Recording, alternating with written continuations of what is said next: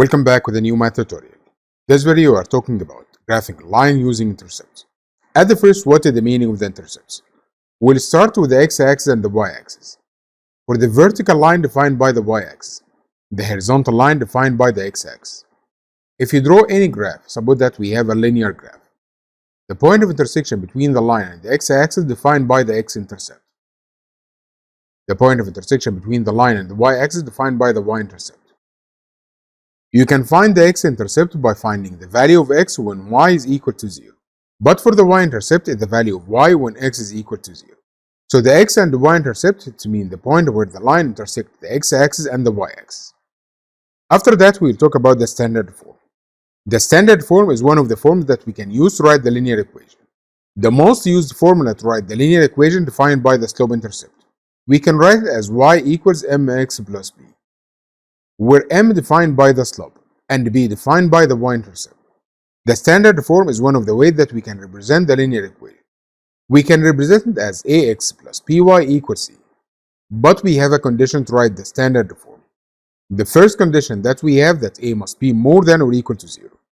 The second condition to write the standard form that a, b, and c must be integer. There is no fraction, there is no decimal.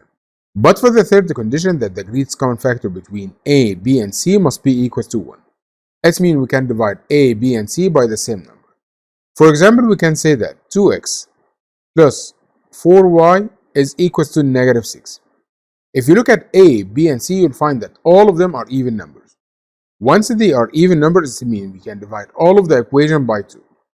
So by dividing by 2, you'll find that the equation will be x plus 2y is equal to negative 3. And that's how can we write the equation in the simplest form. In this problem, we need to find the x, y-intercept, then use it to graph the equation. As we said before, to find the y-intercept, just replace x with 0. So instead of x, I just replace it with 0.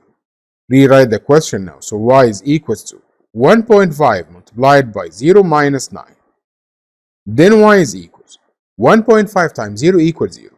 Minus 9 equals to negative 9. So the y-intercept now will be equal to negative 9. If you need to find the x-intercept, just we replace y with 0. And instead of y, I will just replace it with 0. Then rewrite the equation now. So 1.5x minus 9 is equal to 0.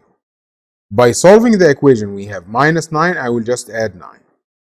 So 1.5x is equal to 9. Now divide by 1.5. Then x will be equal to 9 divided by 1.5, the answer will be equal to 6.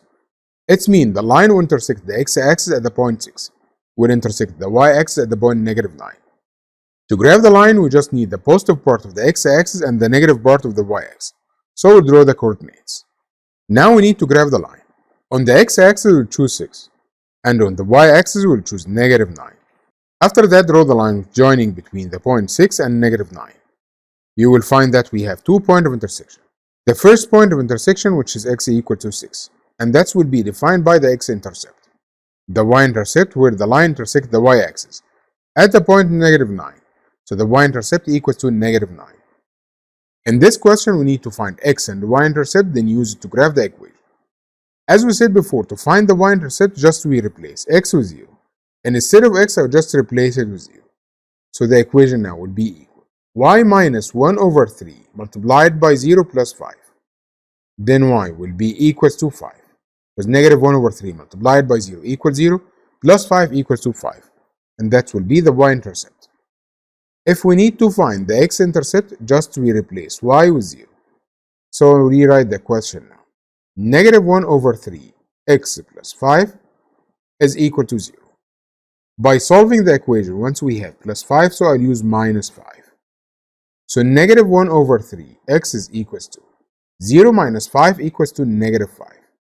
Now once we have a rational coefficient, so we'll use the reciprocal of the fraction. Just multiplied by negative 3. So x equals to negative 5 multiplied by negative 3 equals to 15. And that will be the x-intercept. Now using the coordinate to graph. Now if we need to graph the line. On the x-axis, put the point on 15. On the y-axis, put the point on 5. Then draw the line which is joining between the 2 points. You will find that we have a line intersect the x and y axis at 2 points. The point of intersection between the line and the x-axis defined by the x-intercept, and at this value x is equal to 50. The point of intersection between the line and the y-axis is called y-intercept. At this value y equals to 5. And that's how can we find the x-y intercept and use it to graph the line.